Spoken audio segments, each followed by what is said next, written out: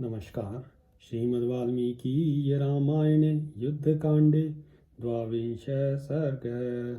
अथोवाच रघुश्रेष्ठ सागरं दारुणं वचः अद्य त्वां शोषयिष्यामि सपातालं महार्णव। तब रघुकुल तिलक श्री राम ने समुद्र से कठोर शब्दों में कहा, महासागर, आज मैं पाताल सहित तुझे सुखा डालूंगा। शरनिर्दग्ध तो यस्य परिशुष्कस्य सागर मया नियत सत्वस्य पांशुरुपद्यते महान। सागर मेरे बाणों से तुम्हारी सारी जलराशि दग्ध हो जाएगी, तू सूख जाएगा और तेरे भीतर रहने वाले सब जीव नष्ट हो जाएंगे। उस दशा में तेरे यहाँ जल के स्थान में विशाल बालुका राशि पैदा हो जाएगी। मात्मार्मोक विसृष्टेन शर्वर्षेण सागर परम तीरम गमिष्यन्ति पद्भिरेव लवंगमः। समुद्र मेरे धनुष द्वारा की गई बाण वर्षा से जब तेरी ऐसी दशा हो जाएगी, तब वानर लोग पैदल चलकर ही तेरे उस पार पहुंच जाएंगे। विचिन्वन्ना विजानासि पौरुषम नापि विक्रमम दानवालय संतापम मत्तो नाम गमिष्यसि। दानवों के निवास स्थान तू केवल चारों ओर से बहकर आई हुई जल राशि का संग्रह करता है। तुझे मेरे बल और पराक्रम का पता नहीं, किंतु याद रख, तुझे मुझसे भारी संताप प्राप्त होगा।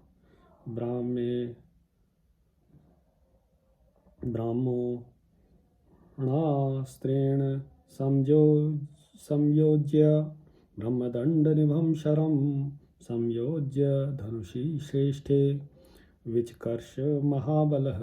यूं कहकर महाबली राम ने एक ब्रह्मदंड के समान भयंकर बाण को ब्रह्मास्त्र से अभिमंत्रित करके अपने श्रेष्ठ धनुष पर चढ़ाकर खींचा। तस्मिन् विकृष्टे सहसा राघवेण शरासने रोदसी संपफालेव पर्वताश्च चकंपिरे।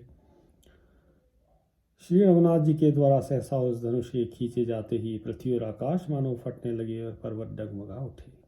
तमश्च लोकम् आवव्रे दिशश्च न चकाशिरे प्रतिचोक्षुभिरे चाशु सम्रांशी सरितस्तथा। सारे संसार में अंधकार छा गया, किसी को दिशाओं का ज्ञान न रहा।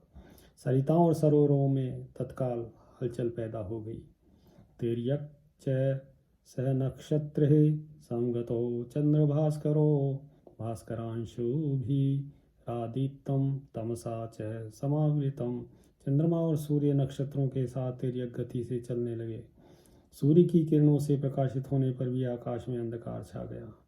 प्रचकाशे तदा आकाशम उल्काशत विदीपितम अंतरिक्षाश्च निर्घाता निर्जग्मुरतुलस्वनः। उस समय आकाश में सैकड़ों उल्काएं प्रज्वलित होकर उसे प्रकाशित करने लगी तथा अंतरिक्ष में अनुपम एवं भारी गड़गड़ाहट के साथ वज्रपात होने लगे। वपु प्रकर्षेण वपुर्दिव्यं मारुत पंक्तयः बभंज च तदा वृक्षान् जलया दानुद्वहन्मुहुः आरुजंश्च शैलाग्रा अंजलि शिखराणि बभंज च। परिवह आदि वायु भेदों का समूह बड़े वेग से बहने लगा। मेघों की घटा को उड़ाता हुआ बारंबार वृक्षों को तोड़ने, बड़े बड़े पर्वतों से टकराने और उनके शिखरों को खंडित करके गिराने लगा। दिवि च स्म महामेघा संहतः स महास्वनः मुमुचुर्वैद्युताम् अग्निस्ते महाशनयस्तदा यानि भूतानि दृश्यानि चुक्रुषुश्चाशने समम् अदृश्यानि च भूतानि मुमुचुर्भैरवस्वनम्। आकाश में महान वेगशाली विशाल वज्र भारी गड़गड़ाहट के साथ टकराकर समय वैद्युत अग्नि की वर्षा करने लगे। जो प्राणी दिखाई दे रहे थे और जो नहीं दिखाई देते थे, वे सब बिजली की कड़क के समान भयंकर शब्द करने लगे। शिष्यरे चा विभूतानि संत्रस्तान्यो द्विजन्ति च संप्रविव्यथिरे चापि न च पस्पन्दिरे भयात् में से कितने ही अभिभूत होकर धराशायी हो गए, कितने ही भयभीत होकर उद्विग्न हो उठे, कोई व्यथा से व्याकुल हो गया, कितने ही भय के मारे जड़वत हो गए। सहभूते सतो योर्मिः सनागः स राक्षसः सहसा भूत ततो वेगात् भीमवेगो महोदधिः योजनं व्यतिचक्राम वेलान् मंत्रयत्र संप्लवात्। समुद्र के अपने भीतर रहने वाले प्राणियों, तरंगों, सर्पों और राक्षसों सहित सहसा भयानक वेद से युक्त हो गया। प्रलय काल के बिना ही तीव्र गति से अपनी मर्यादा लांघकर एक एक योजन आगे बढ़ गया। तम तथा समतिक्रांतम नातिचक्राम राघवः समुद्धत तम अमित्रघ्नो रामो नद नदीपतिम। इस प्रकार नदों और नदियों के स्वामी उस उद्धत समुद्र के मर्यादा लांघकर बढ़ जाने पर भी शत्रुसूदन श्री रामचंद्र जी अपने स्थान से पीछे नहीं हटे। ततो मध्यात् समुद्रस्य सागरः स्वयमुत्थितः उदयाद्रे महाशैलान मेरो रिव दिवाकर है। तब समुद्र के बीच से सागर स्वयं मूर्तिमान होकर प्रकट हुआ, मानो महाशैल मेरु पर्वत के अंगभूत उदयाचल से सूर्यदेव उदित हुए हों। पन्नगः स दीप्तास्य समुद्र प्रत्यदर्शतः स्निग्ध वैदूर्य समकाशो जाम्बूनद विभूषणः। चमकीले मुख वाले सर्पों के साथ समुद्र का दर्शन हुआ। उसका वर्ण स्निग्ध वैदूर्यमणि के समान श्याम था। उसने जाम्बुनद नामक सुवर्ण के बने हुए आभूषण पहन रखे थे। रक्तमाल्याम्बरधरः पद्य पत्र निभेषणः सर्वपुष्पमयीं दिव्यां शीर्षा धारयन् स्रजम्। लाल रंग के फूलों की माला तथा लाल ही वस्त्र धारण किए थे। उसके नेत्र प्रफुल्ल कमल दल के समान सुंदर थे। उसके सिर पर एक दिव्य पुष्पमाला धारण कर रखी थी, जो सब प्रकार के फूलों से बनाई गई थी। जात रूप मयश्चैव तपनीय विभूषण है आत्मजानाम च रत्नानाम भूषितो भूषणोत्तम है। सुवर्ण और तपे हुए कांचन के आभूषण उसकी शोभा बढ़ाते थे। वह अपने ही भीतर उत्पन्न हुए रत्नों के उत्तम आभूषणों से विभूषित था। धातुभिर्मंडित शैलो विविधैर्हिमवानिव एकावली मध्यगतं तरलं पाण्डरप्रभं विपुले नोरसा बिभ्रत् कौस्तुभस्य महोदरम सहोदरम। इसीलिए नाना प्रकार के धातुओं से अलंकृत हिमवान पर्वत के समान शोभा पाता था। वह अपने विशाल वक्षस्थल पर कौस्तुभमणि के सहोदर एक श्वेत प्रभा से युक्त मुख्य रत्न धारण किए हुए था, जो मोतियों की एक हरी माला के मध्य भाग में प्रकाशित हो रहा था। आधुर्नेत तरंगोधः कालिकानिल संकुलः गंगा सिंधु प्रधानाभि रापगाभि समावृतः। चंचल तरंगे उसे घेरे हुई थी। मेघमाला और वायु से वह व्याप्त था, और गंगा और सिंधु आदि नदियां उसे सब ओर से घेर कर खड़ी थी। उद्वर्तित महाग्राहः संभ्रांतोरगराक्षसः देवतानां स्वरूपाभि नानारूपाभिरीश्वरः सागरः समुपक्रम्य पूर्वमा मंत्र्य वीर्यवान अब्रवीत प्रांजलिर्वाक्यम राघवम शरपाणिनम।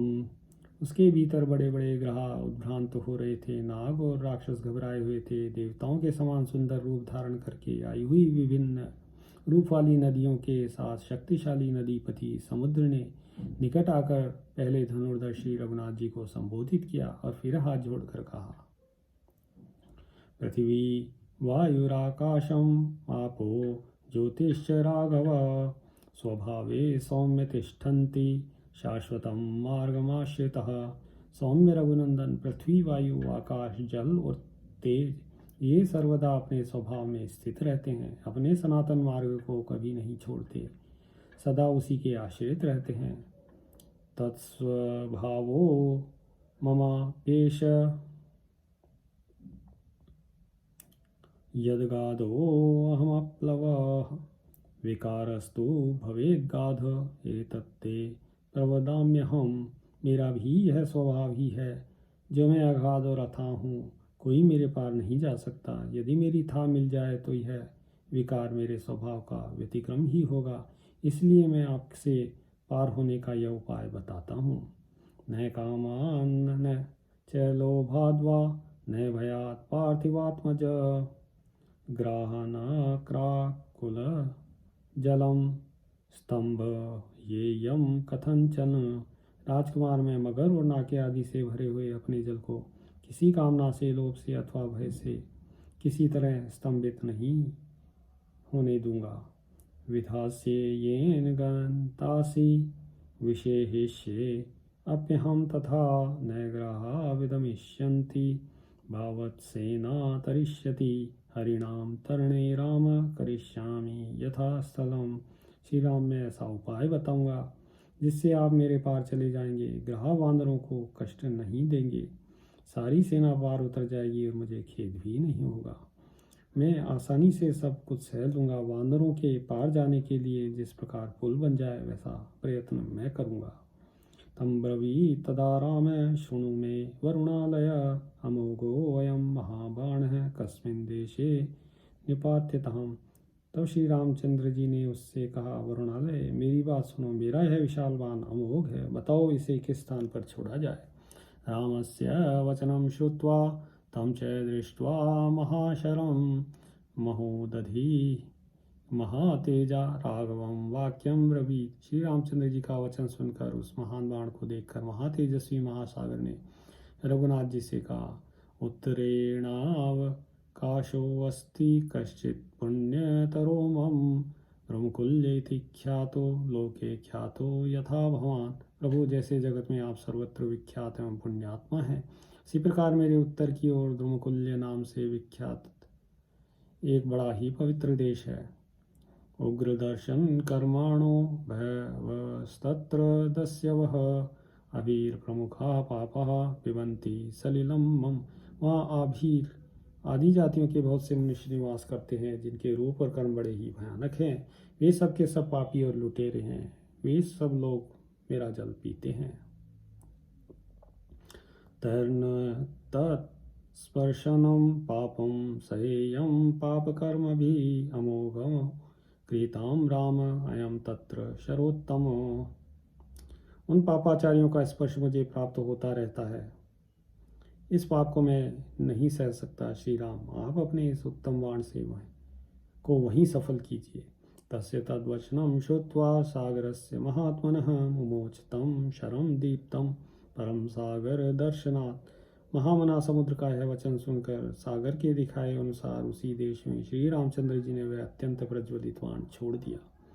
तेन तन्मरुकान्तारं पृथिव्यां किल विश्रुतं निपातितः शरो यत्र वज्राशनी संप्रभः। यह वज्र और अशनि के समान तेजस्वी बाण जिस स्थान पर गिरा, वह स्थान उस बाण के कारण ही पृथ्वी में दुर्गम मरुभूमि के नाम से प्रसिद्ध हुआ।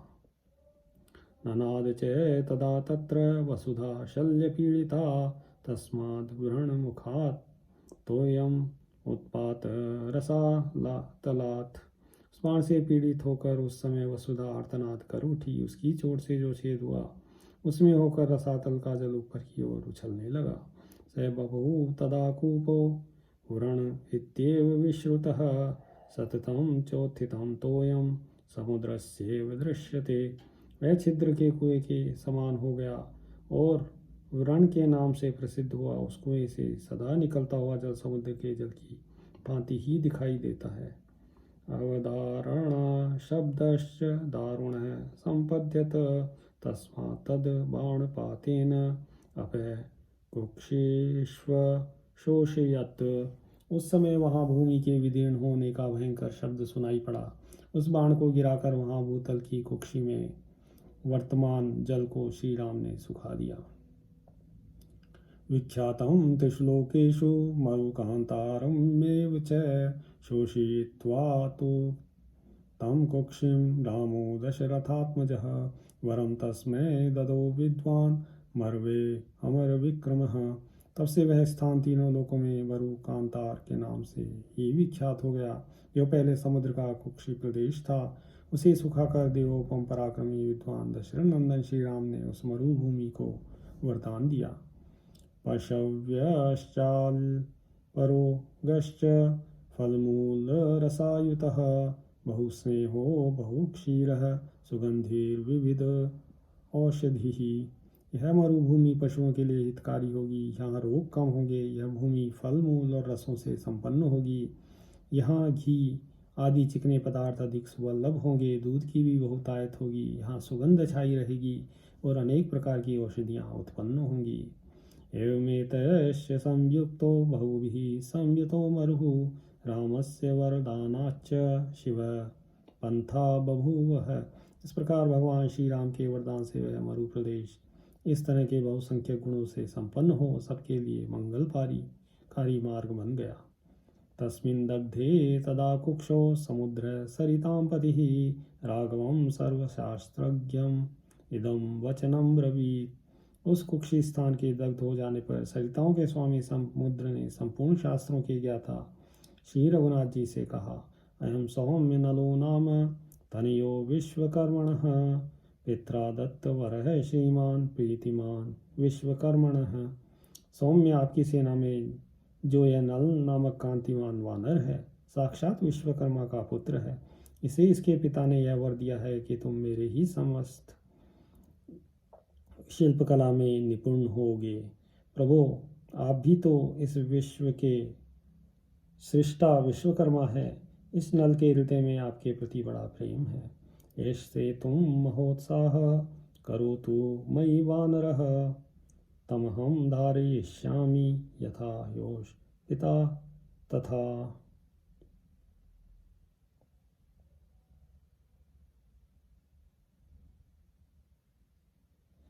इस महान उत्साही वानर अपने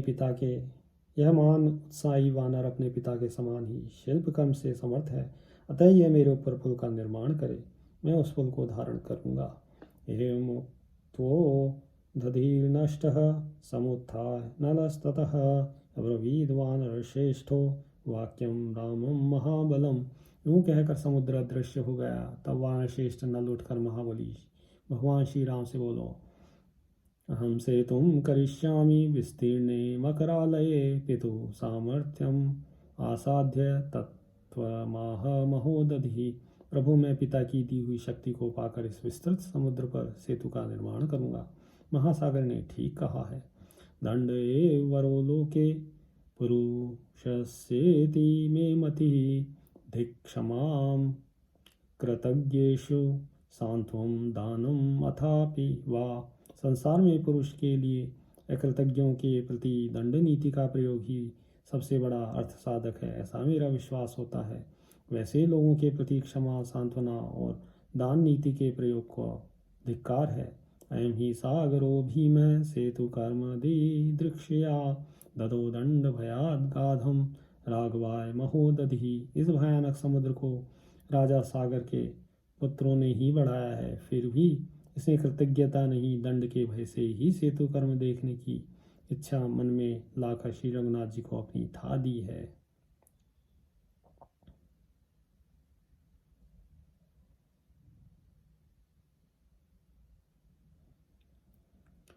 मम मातुर्वरो दत्तो मंदिरे विश्वकर्मणा मया तो सदृशः पुत्र तव देवी भविष्यति। मंदराचल विश्वकर्मा जी ने मेरी माता को यह वर दिया था कि देवी, तुम्हारे गर्भ से मेरे ही समान पुत्र होगा। और तस्य पुत्रोऽहं सदृशो विश्वकर्मणा स्मारितोऽस्म्यहम् एतेन तत्त्वमामहोदधि न चाप्यहम् अनुक्तो वह प्राब्रूयामात्मनो गुणान्। इस प्रकार मैं विश्वकर्मा का औरस पुत्र हूँ और शिल्प कर्म से उन्हीं के समान हूँ। इस समुद्र ने आज मुझे इन सब बातों का स्मरण दिला दिया है। महासागर ने जो कुछ कहा ठीक है। मैं बिना पूछे आप लोगों से अपने गुणों को नहीं बता सकता था, इसलिए अब तक चुप था। सामर्थ्यश्चाप्यहं सेतुं कर्तुं वै वरुणालये तस्मादध्येव वद्रन्तु सेतुं वानर पुंगवः। मैं महासागर पर पुल बनाने में समर्थ हूँ, अतः सब वानर आज ही पुल बांधने का कार्य आरंभ कर दें। ततो विसृष्टा रामेण सर्वतो हरिपुङ्गवः उत्पेत तुम महारण्यं हृष्टः शतसहस्रशः। तब भगवान श्री राम के भेजने से लाखों बड़े बड़े वानर हर्ष और उत्साह में भरकर सब ओर उछलते हुए गए और बड़े बड़े जंगलों में घुस गए। ते नागान नग संकाशः शाखा मृग गणशभः बभुञ्जुपाद पांस्तत्र प्रचकर्षोश्च सागरम्। ये पर्वत के समान विशालकाय वानर शिरोमणि पर्वत शिखरों और वृक्षों को तोड़ देते और उन्हें समुद्र तक खींच लाते थे। तेषालश्चाश्वकर्णश्च धवैर्वंशैश्च वानरः कुटजैरुर्जनजुनैस्ताले स्थिल्कैस्ति निशैरपि बिल्वकैः सप्तपर्णैश्च कर्णिकारैश्च पुष्पितः च्युतैश्चाशोकवृक्षैश्च सागरं सम्पूरयन्। विशाल अश्वकर्ण धव बांस कूटज अर्जुन ताल तिलक तिनिश बेल चितवन खिले हुए कनेर आम और अशोक आदि वृक्षों से समुद्र को पाटने लगे। समूलांश्च विमूलांश्च पादपान हरिसत्तमः इंद्रकेतु निवोध्यम्य प्रजह्युर्वानरा तरुण। वे श्रेष्ठ वानर वहाँ के वृक्षों को जड़ से उखाड़ लाते, जड़ से ऊपर उसे भी तोड़ लाते थे। इंद्रध्वज के समान ऊंचे ऊंचे वृक्षों को उठाए लिए चले आते थे। तालान दाड़िम गुल्माश्च नारिकेल विभीतकान करीकान बकुलान निम्बान समाज होतेरी तस्ततः। ताड़ों अनार की झाड़ियों नारियल और बहेड़े के वृक्षों करीर बकुल और नीम की को भी इधर उधर से तोड़ तोड़ कर लाने लगे। हस्तिमात्रान महाकाया पाषाणाश्च महाबलः पर्वतांश समुत्पाट्य यंत्र परिवहन्ति च। महाकाय महाबली वानर हाथी के समान बड़ी बड़ी शिलाओं और पर्वतों को उखाड़कर यंत्रों द्वारा समुद्र तट पर ले आते थे। प्रक्षेप्यमाणैर्चलः सहसा जलमुद्धृतं समुत्सर्प चकाशं वासर्पत ततः पुनः। शिलाखंडों को फेंकने से समुद्र का जल सहसा आकाश में उड़ जाता और फिर से वहां से नीचे की ओर गिर जाता था। समुद्रम शोभया मासु निपतन्तः समन्ततः सूत्राण्यन्ये प्रगृह्णन्ति या यतहं शतयोजनम। उन वानरों ने सब और पत्थर गिराकर समुद्र में हलचल मचा दी। कुछ दूसरे वानर 100 योजन लंबा सूत पकड़े हुए थे। नलश्चक्रे महासेतुं मध्ये नद नदी पतेः स तदा क्रियते सेतुर्वानरैर्घोर कर्मभिः। नल और नदियों के स्वामी समुद्र के बीच में महान सेतु का निर्माण कर रहे थे। भयंकर कर्म करने वाले वानरों ने मिलजुल कर उस समय सेतु निर्माण का कार्य आरंभ किया था। दंडानन्ये प्रगणन्ति विचिन्वन्ति तथा परे वानरे शतशस्त्र रामस्याज्ञा पुरःसरः मेघाभय पर्वताभयश्च तृणे काष्ठे बबन्धिरे पुष्पिताग्रैश्च तरुभिः सेतुं बध्नन्ति वानरः। कोई नापने के लिए दंड पकड़ते थे तो कोई सामग्री जुटाते थे। श्री रामचंद्र जी की आज्ञा शिरोधार्य करके सैकड़ों वानर जो पर्वतों और मेघों के समान प्रतीत होते थे वहां तिनकों और काष्ठों द्वारा भिन्न भिन्न स्थानों पर पुल बांध रहे थे जिनके अग्रभाग फूलों से लदे थे। ऐसे वृक्षों द्वारा भी वे वानर सेतु बांधते थे। पाषाणाश गिरि प्रख्यान गिरीणाम शिखराणि च दृश्यन्ते परिधावन्तो ग्रह्य दानव समनिभा। पर्वतों जैसी बड़ी बड़ी चट्टानें पर्वत शिखर लेकर सब ओर दौड़ते वानर दानवों के समान दिखाई देते थे। शिलानां क्षिप्यमाणानां शैलानां तत्र पात्यतां बभूतुमुलः शब्दस्तदा तस्मिन् महोदधौ। उस समय उस महासागर में फेंकी जाती हुई शिलाओं और गिराए जाते हुए पहाड़ों के गिरने से बड़ा भीषण शब्द हो रहा था। कृतानि प्रतिमेनायना योजनानि 14 प्रहष्टैर्गज समकाश त्वरमाणे लवंगमहे। हाथी के समान विशाल काय वानर बड़े उत्साह और तेजी के साथ काम में लगे हुए थे। पहले दिन में उन्होंने 14 योजन लंबा पुल बांधा। द्वितीयेन तथैवान्ना योजनानि तु 20 कृतानि प्लवगैस्तूर्णा भीमकायैर्महाबले। फिर दूसरे दिन भयंकर शरीर वाले महाबली वानरों ने तेजी से काम करके 20 योजन लंबा पुल बांध दिया।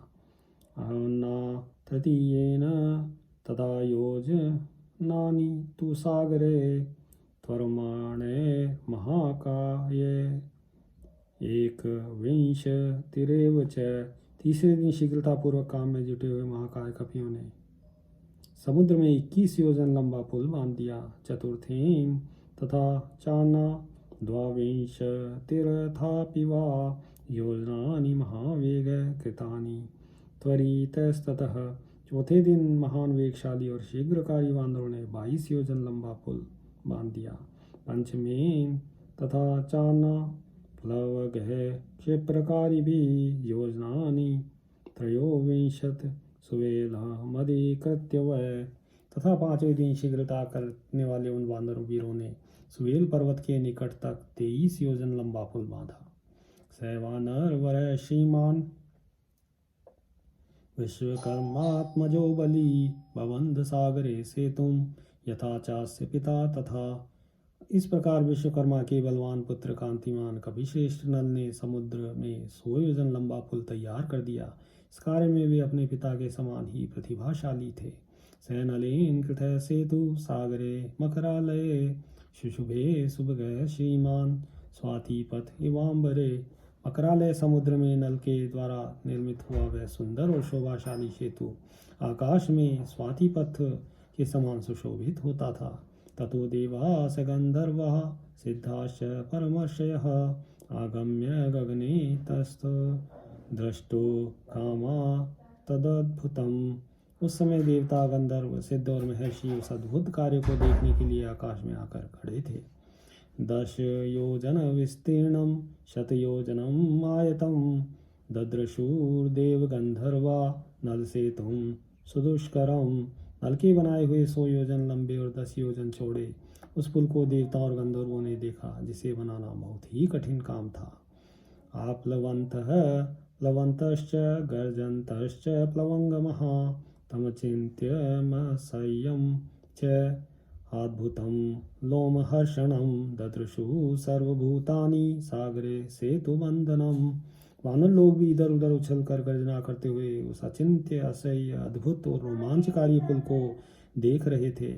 समस्त प्राणियों ने ही समुद्र में सेतु बांधने का वह कार्य देखा। तानि कोटि सहस्राणि वानराणां महोजसां बध्नन्तः सागरे सेतुं जग्मु पारं महोदधे। इस प्रकार उस सहस्त्र कोटि महाबली एवं उत्साही वानरों का दल उस पुल को बांधते बांधते ही समुद्र के उस पार पहुंच गया। विशाल है सुकृत श्रीमान सुभूमि सुसमाहितः अशोभत महान सेतु सीमंत एवं सागरे। यह पुल बड़ा ही विशाल सुंदरता से बनाया हुआ शोभा संपन्न समतल और सुसंबद्ध था। यह महान सेतु सागर में सीमंत के समान शोभा पाता था। ततः पारे समुद्रस्य गदापाणिर्विभीषणः परेषामभिघातार्थम् अतिष्ठत् सचिवः सह। पुल तैयार हो जाने पर अपने सचिवों के साथ विभीषण गदा हाथ में लेकर समुद्र के दूसरे तट पर खड़े हो गए, जिससे शत्रु पक्षी राक्षस यदि पुल तोड़ने के लिए आवे तो उन्हें दंड दिया जा सके। सुग्रीवस्तु ततः प्राह रामं सत्यपराक्रमं हनुमन्तं त्वमारोह अंगदं त्वथ लक्ष्मणः अयं हि विपुलो वीर सागरो मकरालयः वेहा यशो युवामेतो वानरो धारयिष्यतः। तदनंतर सुग्रीव ने सत्य पराक्रमी श्री राम से कहा, वीरवर आप हनुमान के कंधे पर चढ़ जाइए और लक्ष्मण अंगद की पीठ पर सवार हो लें, क्योंकि यह मकरालय समुद्र बहुत लंबा चौड़ा है। ये दोनों वानर आकाश मार्ग से चलने वाले हैं, अतः ये दोनों आप दोनों भाइयों को धारण कर सकेंगे। अगर तस्य सैन्यस्य श्रीमान रामः स लक्ष्मणः जगाम धन्वी धर्मात्मा सुग्रीवेण समन्वितः। इस प्रकार धनुर्धर एवं धर्मात्मा भगवान श्री राम, लक्ष्मण और सुग्रीव के साथ उस सेना के आगे आगे चले। अन्ये मध्येन गच्छन्ति पार्श्वतो अन्ये प्लवंगमः सलिलं प्रपतन्त्यन्ये मार्गमन्ये प्रपेदिरे केचिद्वैहाय सगतः सुपर्णा इव पुप्लुवुः। दूसरे वानर सेना के बीच में और अगल बगल में होकर चलने लगे। कितने ही वानर जल में कूद पड़ते और तैरते हुए चलते थे। दूसरे पुल का पार मार्ग पकड़ के जाते थे। कितने ही आकाश में उछलकर गरुड़ के समान उड़ते थे। घोषेण महता घोषम सागरस्य समुच्छ्रितम भीममंतर्दधे भीमा तरंती हरिवाहिनी। इस प्रकार पार जाती हुई उस भयंकर वानर सेना ने अपने महान घोष से समुद्र की बढ़ी हुई भीषण गर्जना को भी दबा दिया। वानराणाम हिसातीर्णा वाहिनी नल सेतुना तीरे निविवेशे राज्ञो बहुमूल फलोदके। धीरे धीरे वानरों की सारी सेना नल के बनाए हुए पुल से समुद्र के उस पार पहुंच गई। राजा सुग्रीव ने फलमूल और जल की अधिकता देख सागर के तट पर ही सेना का पड़ाव डाला। तदद्भुतम राघव कर्म दुरस्करम समीक्ष देवास सिद्धचारण है उपेत्य रामम सहसा महर्षिभिः तमभ्यषेचन शुशुभे जले पृथक। भगवान श्री राम का वह अद्भुत और दुष्कर कर्म देखकर सिद्धचारण और महर्षियों के साथ देवता लोग उनके पास आए तथा उन्होंने अलग अलग पवित्र एवं शुभ जल से उनका अभिषेक किया। जयस्व शत्रून् नरदेव मेदिनीं ससागरां पालय शाश्वती समा इतीव रामं नरदेव सत्कृतं शुभैर्वचोभिः विविधैर्पूजयन्। फिर बोले, नरदेव तुम शत्रुओं पर विजय प्राप्त करो और समुद्र पर्यंत सारी पृथ्वी का सदा पालन करते रहो। इस प्रकार भांति भांति के मंगल सूचक वचनों द्वारा राज सम्मान्य श्री राम का उन्होंने अभिनंदन किया। इत्यार्षे श्रीमद् रामायणे वाल्मीकिये आदि काव्ये युद्धकांडे द्वाविंशः सर्गः। सियावर रामचंद्र पद जय शरणम्।